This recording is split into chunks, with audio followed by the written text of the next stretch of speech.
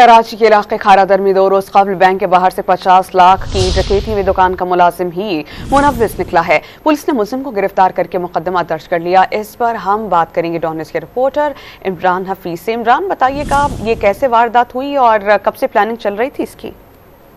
देखिए, ये 2 रोज कबल जो है वो खारादर के एक ताजिर है, उसका मुलाजिम समीर, जिसको जो है वो 50 लाख रुपए जो है वो बैंक में जमा कराने के लिए इसको भेजा जा रहा था। इस दौरान जो है मोटरसाइकिल सवार एक मुलजिम वारदात जो है वो से भरा बैग जो है छीन कर फरार हो गया।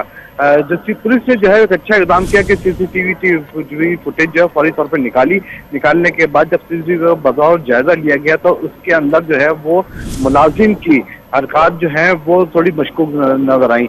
इसको हिरासत में लेकर इससे पूछगछ की गई, जिसने जो है वो वारदात का मास्टर माइंड होने का इतराफ कर लिया और ये भी बताया कि जो बैग छीन के फरार होने वाला जो मुलजिम है इसका ही साथी था उसामा।